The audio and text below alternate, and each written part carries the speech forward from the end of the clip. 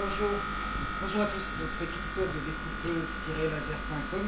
Alors dans notre série trucs et astuces, pour le problème que je pense vous rencontrez parfois des planches qui sont pas plates, pas parfaitement planes, donc quasi impossible à découper. Moi j'ai trouvé cette astuce, c'est des fers plats assez lourds, de 1 cm sur 5. Alors je mets la planche, mais on peut les mettre sans les planches. Donc je mets une petite planche pour que ça salisse sur ma planche. Je mets sur le bord, ça plaque la planche. Des fois je mets que sur deux côtés, ça dépend aussi de la planéité de la planche. Là, si vous regardez là c'est impossible à découper. La focale n'est pas bonne, entre ce point-là et ce point-là, on a un écart énorme. Donc la focale n'est plus la même, ça ne marche pas. Si vous n'avez pas constaté, vous verrez un jour. Donc là, je mets mon fer plat, plaque. Voilà, je plaque la planche et ça résout pas mal de problèmes. Ça permet de découper certaines planches qui sont impossibles à découper autrement.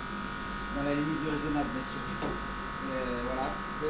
Un détail quand même qui a son importance, regardez en fonction de votre focale si possible que la tête passe au-dessus.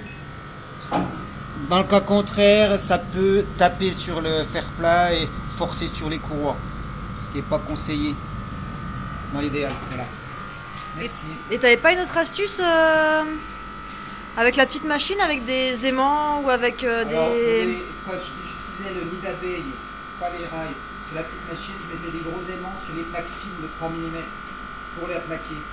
Sur des plaques fines et une petite machine. Ouais, ça marcherait pas sur des plaques, des grosses plaques comme ça. Épaisses, les aimants suffisent pas, mais sur une petite plaque et avec le nid d'abeille, ça peut aider. Et t'avais aussi des espèces des boulons, des J'ai essayé vis. avec des espèces de vis écrous, mais c'était moins pratique que les fers plats. Voilà, alors j'espère que ça vous aidera. Mais bon, Si sur vous une avez petite d'autres machine, astuces, sur une je petite suis machine, tu perds, parce que là tu perds de la matière quand ouvert. même. On perd le rebord, mais il faut prévoir. Je prévois 1 cm de plus autour. Ouais. Après, si vous avez d'autres astuces. Et c'est quoi le problématique si ton laser il touche sur les fers plats, enfin si veut dire si tu découpes au niveau des fers plats, est-ce qu'il y a des risques? Si le laser tape sur le fer Ouais. plat, il n'y a pas de problème, mais il n'y a aucun risque. Le problème est si en se déplaçant, la tête vient taper dans le rail, ça va forcer sur les courroies. Ce qui n'est pas très conseillé, ça va forcer sur les moteurs et les courroies, c'est bien buté. Donc c'est mieux qu'elle passe au-dessus. Ouais. Voilà.